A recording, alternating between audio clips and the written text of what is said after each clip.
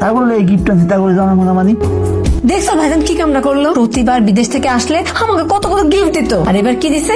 আমার কত শখ করছিল একটা বিদেশি ফোন ব্যবহার করব, তোমার পোলা সেটাও দিল না। প্রত্যেকবারই আমার পোলাটা বিদেশ থেকে আইসা স্বর্ণ গয়না টাকা পয়সা যা আছে লাগেজ টাগে সব আমার কাছে দিয়ে দেয়। এই বয়সে কিছুই দিল না, কেমন যেন হয়ে গেছে আমার পোলাটা। খালি তোমার লগে এই ব্যবহারটা করতেছে। আমার পোলা আমি ওর জন্ম দিছি, এই পোলার কাছে ওইদিনকে আমি আসলাম টাকা চাইলাম যে আমার 4-5 হাজার টাকা দি, ও কই যে ওর টাকা নাই। না তুমি এগুলো কি শুরু করছো? তুমি আমার ধৈর্যের বাদ ভেঙে ফেলতেছো একদম।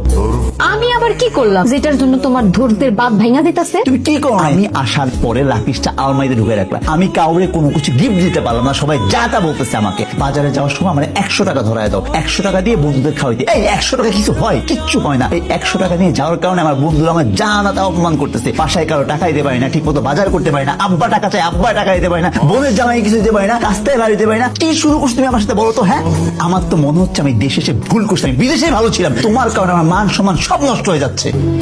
এই যে তোমার টাকা, এই যে তোমার মানি ব্যাগ, আজকের পর থেকে আমি তোমার কিচ্ছু করবো না, কোনোদিনও না। তোমার যা যা মন চায় তুমি তাই করবা, তোমার যেমনে মন চায় তেমনে খরচ করবা, আর লাগে যে সব জিনিসপত্র ওরকমই আছে, যারে যারে দেওয়া সেগুলো দিয়ে ফেলো। তুই কিছু কিনে নিস? ভাইজান তারপরে টাকা দাও না। ভালো লাগবো। কি অবস্থা তোর? যাবো না, তোর কোনো কথা নাই। বিদেশ থেকে আইসস, একটা গিফট পর্যন্ত আনস নাই। কাচ্চি খাইতে চাইছি সেটাই খাওয়াস নাই। আরে কথা শুন, গিফটই তো ব্যবস্থা করতেছি। 5,000 এলো তোর 5,000। শুন, তোরা দুইজনের দোকানে গিয়া যা মন চাই কিনবি, যদি শর্ট পরে আমারে কবি, লাগলে আরো দিমু। আল্লাহ গো, এটা কি হইলো? আমি এখন কি করবো?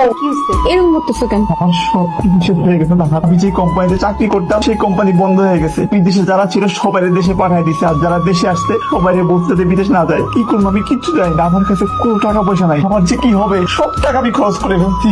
তো জানো না মানে, যাদের জন্য এতদিন সবকিছু করলা, দুই হাত ধরে বাজার করলা, পুরো লাগেজ নিয়ে সবাই দিয়ে দিলা, তাদের কাছে যাও, তারাই তোমার একটা না একটা সমাধান দিয়ে দিব। আব্বা, আপনারা সবই শুনছেন, আমার চাকরিটা আর নাই, বিদেশ যেতে পারবো না, গন্ধে একটা দোকান দিব, করে টাকা লাগতো। আপনারা যেটা জমি কিনতে গেছিলাম, জমিটা কিনছেন না? ওই জমিটা বেচে দিই। জমি জমিমানি, এই জমিকে আমি তোর নামে রাখছি। কে? জমি আপনি আমার নামে কিনেন নাই? কার নামে কিনছেন? আমার নামে রাখছি। আমি টাকা পাঠাইছি আপনার কাছে, কইছি যে আমার নামে জমিটা কিনতে, আপনি আপনার নামে কিনছেন। তো এখন দিয়েছি আমার টাকাটা দেন। জমি টমি আমি ব্যস্ত পারতাম না। কি অবস্থা বন্ধু? তুই জানোস আমার সাথে কি হয়েছে? আমি যে কোম্পানিতে চাকরি করতাম, কোম্পানিটা বন্ধ হয়ে গেছে। আমার আর বিদেশ যাওয়া হবো না মামা। 5,000 টাকা হলো জীবন। বন্ধু, তোকে একটাই সমস্যা, হাতে টাকা দেখলে টাকা চাওয়া শুরু করস।